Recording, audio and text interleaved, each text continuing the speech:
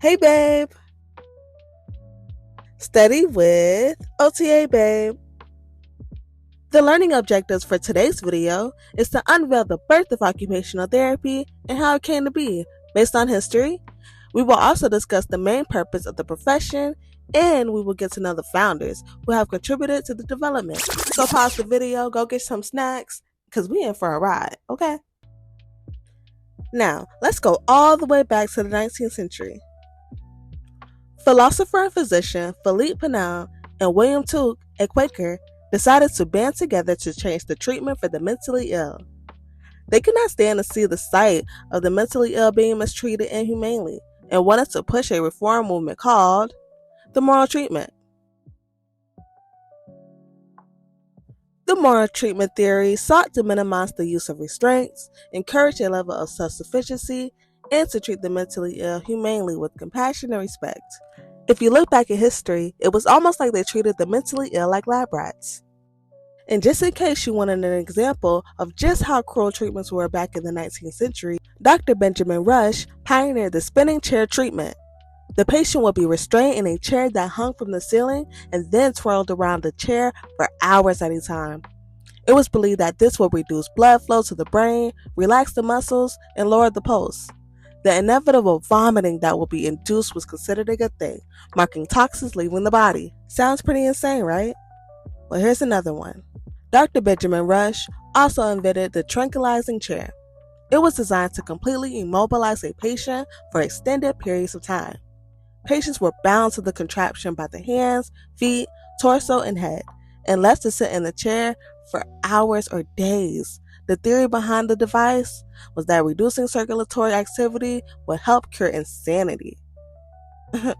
That's crazy. Now do you see why the moral treatment was so important back then? The belief of the moral treatment was that engaging the mind to a state of attentiveness will lead to an integration of the mind and body into the path of wellness. Treatment included a balance of work and leisure activities, as well as how to cope with stress. Using occupations, meaningful and purposeful activities as a therapeutic tool has its roots in the moral treatment. See what I did there? No? Oh, okay. Anywho, while moral treatment certainly improved the lives of patients living in mental institutions, it lacked scientific underpinnings, meaning it wouldn't be respected. Thus, it slowly started to fade away. But what would soon arise was a new profession called psychotherapy.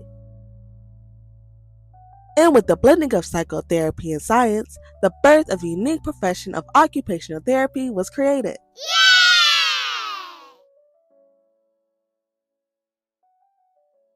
Now let's talk about the house that occupational therapy grew up in. Settlement houses were an important part of the reform movement, as well as the evolution of OT. Typically located in immigrant neighborhoods of large industrialized cities, the purpose of settlement houses was to provide social services to the large influx of immigrants arriving in the U.S. in the late 19th century and early 20th centuries. Think of it almost like a safe haven. Services included education, healthcare, lodging, and food.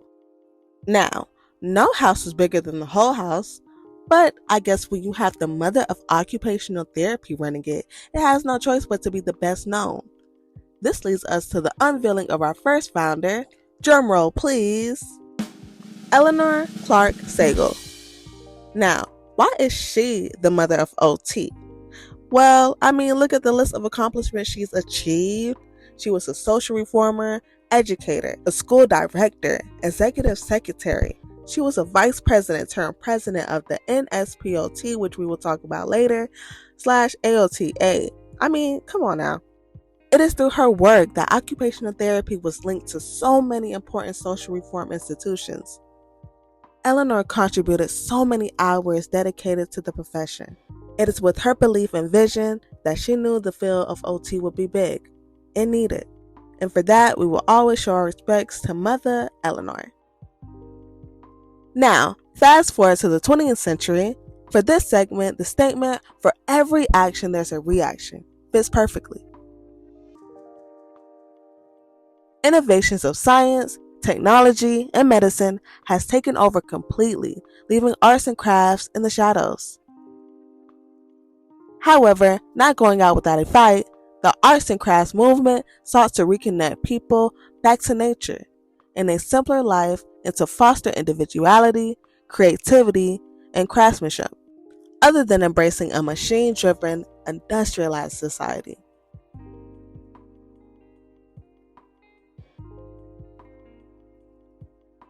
Another fight was happening around this time as well, which was attitudes toward people who were mentally disabled. Society believed that people with disabilities either got better or could not lead a productive life. No longer willing to accept that stigma, with the help of social reformers, things were going to change for the good. So you're probably wondering, why are these events so important to know? I mean, why? Well, don't worry, babe, I'm going to tell you. Just chill. You see, these issues help shape occupational therapy as a whole, giving the profession a reason to be needed. And slowly seeping into the medical field, physicians even began to take a page out of the OT book. By implementing meaningful occupations within treatment, they saw progress with their patients. World War I. Now, two settings you would typically find occupational therapists working around this time were settlement houses and mental institutions. However, due to the influx of wounded soldiers returning home, a dire need for physical rehabilitation was the perfect opportunity for the profession to gain respect, being able to work with now the whole body as well as the self-esteem. This leads us to our next founder, Thomas Kittner. He designed manual training programs for hands-on, creative, and holistic activities that were the basis for the wartime occupational therapy. The program first tested soldiers who were at bedside. Occupations were the catalyst to move the soldier from bedside to workshop to vocational training and ultimately to return home. Now, what profession you know really doing it like that? Oh, I'll wait. Still waiting. Now, while there was a steady rise of wounded soldiers, there were also a steady rise of tuberculosis among soldiers during the war because of poor and unhygienic conditions. Place yourself back in that time frame for just a moment. You are seeing a huge number of potential patients who can greatly benefit from OT interventions. Finally, physicians realized OT could help. Physicians gave OT the okay to jump on board to the tuberculosis crisis, opening the doors wide open. The focus of OT expanded from just solely working with the mentally ill now into working in the physical rehabilitation setting, which allowed occupational therapy to gain trust with the medical field, thus maximizing new opportunities for new settings to work in. So with bigger responsibilities caused the need for more people to join the profession, so they needed a solution, and quick. So during wartime, schools were set up to provide training for the earliest members of the profession. Are you following me? Okay, cool. Following World War I, the passage of two pieces of federal legislation helped propel the OT profession forward within the world of rehabilitation. Number one, the Soldiers Rehabilitation Act of 1918. The purpose was to help injured veterans return to a productive civilian life. I hope you're taking notes. Okay, just checking. And number two, the Civilian Vocational Rehabilitation Act of 1920. The purpose assists individuals with disabilities to build viable careers and live independently in their community. Now again, just imagine, with these laws became even more of a responsibility. So, a group of medical professionals, social workers, teachers, craftspeople, volunteers, or anyone who believed in the profession came together and formed the National Society for the Promotion of Occupational Therapy. But that's too long, so we're going to shorten it and say NSPOT. Okay? So now you're probably thinking, well, dang, OTA Babe, is that it? I mean, that was a lot. Well, of course not, because now they have to set up a meeting, make it official. Who's going to run it? Who's calling the shots up in here, you know? So somebody just said, you know what, let's just put a date on this. Okay, let's stop playing. So the initial 2-day meeting of NSPOT was March 15, 1917 in Clifton Spring, New York. Okay, now babes, take a close look at this picture. You are looking at the founders of OT, starting with William Rush Dunton, the father of occupational therapy. Hey, Father Willie. He served as president of the NSPOT in 1918. And of course, we see our girl again, our mother, Eleanor Clark Sagal, aka Mother Ella. Hey. Sitting right next to her, we have George Edward Barton. He was an architect that actually contracted tuberculosis. Afterwards, he devoted his life into helping people with physical disabilities. Over him, we have Isabel Newton, who was Barton's secretary, as well as his wife. I know that's right. And standing right next to her, we meet again Thomas Basil Kittner, building tradesman and architect. We also have Susan Cox Johnson, an arts and crafts teacher that advocated for using crafts as a therapeutic tool. I guess the next two showed up late for the picture, but this is Susan Tracy, an occupational therapy nurse and educator. She trained nurses in occupational therapy to work with wounded soldiers. And last but not least, this is Herbert James Hall, a psychiatrist and also the president of the NSPOT in 1921. Let's give a big salute for the founders who paved the way. And also, let's give a big salute and a big shout out to OTA Babe for making your study session more fun, more entertaining, and 10 times better. I mean, come on. Give it to me, give it to me. Wait a second, not too fast. Pop quiz. Which two founders are considered the mother and father of occupational therapy? I'm waiting.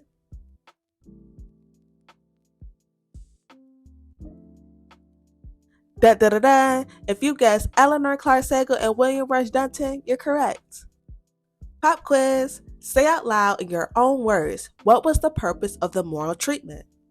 And don't try to cheat. I'm watching.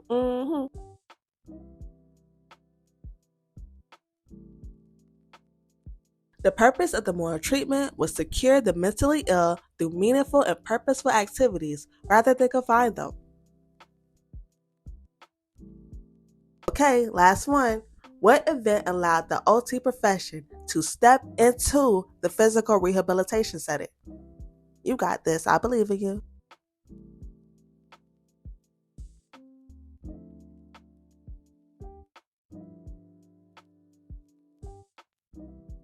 If you guessed the steady rise of soldiers catching tuberculosis during the war, you're correct. If you enjoyed today's video, make sure to give me a big follow, like, comment, share, and subscribe if this helped you.